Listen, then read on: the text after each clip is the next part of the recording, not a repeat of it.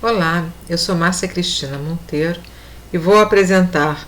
no Congresso Brasileiro de Atenção à Saúde Mental nas Universidades o estudo intitulado Revisão Sistemática da Literatura sobre Ansiedade em Estudantes do Ensino Superior, tendo como autoras as professoras Adriana Benevides Soares, professora do Programa de Pós-Graduação em Psicologia da Universidade do Estado do Rio de Janeiro e da Universidade Salgado de Oliveira, a professora Márcia Cristina Monteiro, que apresenta este trabalho, pós-graduanda do Programa de Pós-Graduação em Psicologia Social da Universidade do Estado do Rio de Janeiro, e a professora Zeimara de Almeida Santos, pós-graduanda do Programa de Pós-Graduação em Psicologia da Universidade Salgado de Oliveira. Administrar os desafios e exigências pertinentes à educação superior pode ser uma tarefa percebida por muitos estudantes como estressora, independente do período ou ano de graduação que esses estudantes estejam realizando os seus cursos. Na universidade, as rotinas estressantes, muitas das vezes, elas contribuem para o desenvolvimento de transtorno de ansiedade ou mesmo para o agravamento de quadros já pré-existentes, considerando que o transtorno de ansiedade, ele é o mais prevalente entre os estudantes universitários.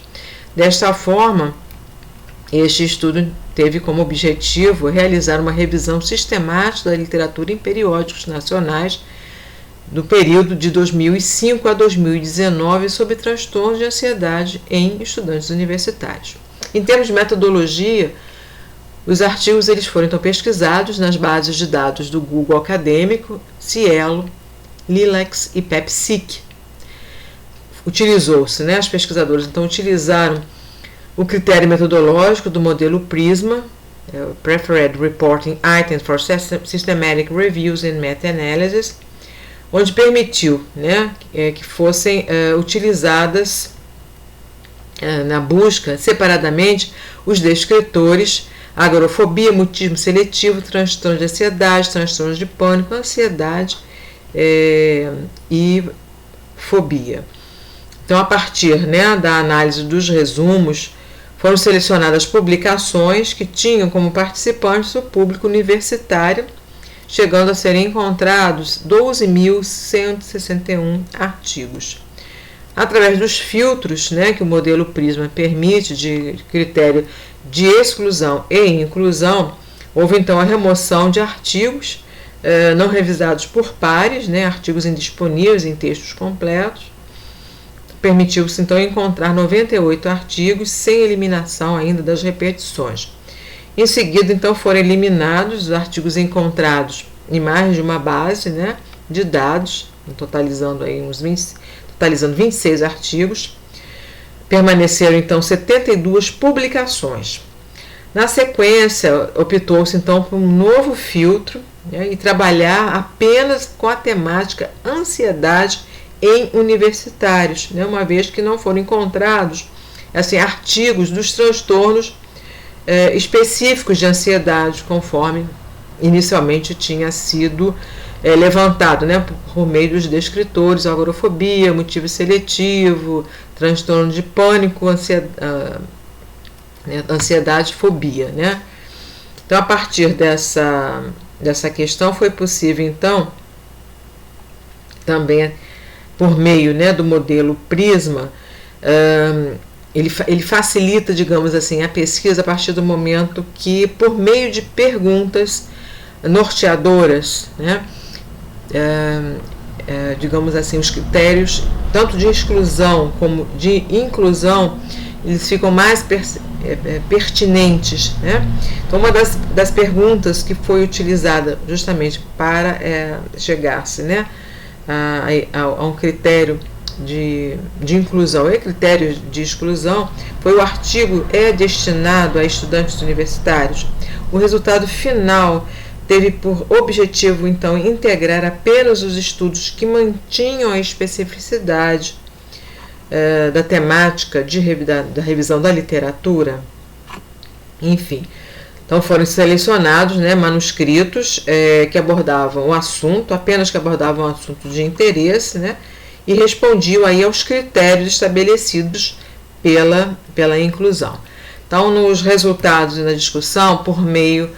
da figura 1, né, que é justamente onde a gente mostra o diagrama de fluxo do processo de seleção de artigos encontrados na busca, a gente pode observar, por exemplo, na coluna vertical, inicialmente o termo identificação, quer dizer, no início houve o registro, foram identificados, né, na busca, na base de dados, né, consultadas 10.653 publicações, houve uma expansão desses resultados, passando para 12.161 publicações, já com os critérios de seleção, registro, então, após a remoção dos artigos não revisados por pares, houve, então, a permanência de 280 artigos completos, excluídos aí por análise de conteúdo, né? A elegibilidade, quer dizer, artigos indisponíveis em texto completo, 111, quer dizer, artigos completos excluídos por duplicidade, 243, e, finalmente, né, por meio dos critérios de inclusão, então os estudos inclusos, né, de acordo com o critério da revisão sistemática, chegou-se a um número de 38, sendo excluídos aí 17 artigos. Então, esses dados possibilitaram, então, algumas análises em relação ao que foi encontrado em termos de dados quantitativos. Então, foram encontradas publicações abrangendo, então, estudos de caracterização, de intervenção, de prevalência, relato de experiência e de construção de instrumento. Porém, né, as publicações encontradas sobre caracterização e intervenção foram as que apresentaram em maior número. Os estudos de caracterização, eles puderam, de uma forma geral, assim, evidenciar que o estudante que apresenta, assim, índices maiores de habilidades sociais tendem a apresentar menores índices de ansiedade. Um outro dado também foi o que o traço de personalidade, no caso o neuroticismo, ele possivelmente predispõe, né, o estudante universitário a apresentar níveis elevados de ansiedade. Então, os estudos de intervenção, eles destacaram que, apesar do volume, né, de publicação, a literatura aponta que artigos sobre ansiedade eles não envolvem intervenções para os participantes e limitam-se ao levantamento de dados quantitativos que são, assim, amplamente difundidos na literatura em questão, né? Então, a literatura ela aponta justamente que artigos sobre ansiedade eles não envolvem intervenções para os participantes, né, no caso dessa revisão sistemática, e limitam-se então a esses dados quantitativos, descrevendo que os estudantes, né, os universitários, então, eles apresentam realmente níveis elevados de ansiedade, principalmente, né, e destaca-se em períodos de intensa demanda acadêmica, né? Então, até um dado aí até para as instituições, quer dizer, digamos assim, até para os modelos pedagógicos, né, serem repensados, serem revistos em relação às avaliações, ao volume de trabalhos, enfim, já que é constatado que há nesse período um aumento, né, do nível aí de ansiedade dos estudantes conforme os dados obtidos pelas publicações. Bom, a gente já está terminando, né, caminhando aí para o final. Então, em termos de considerações finais, né, o estudo ele contribui para a prática, né, de novas pesquisas sobre o tema e amplia o conhecimento sobre os fatores que implicam nos transtornos de ansiedade em estudantes do ensino superior. Um outro dado também, até para estudos futuros, prospectivos, né,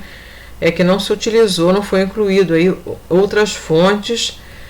de dados como livros, dissertações e mesmo teses. Tá? Então, desde já agradeço pela atenção, né, os nossos agradecimentos e tenham todos um excelente congresso.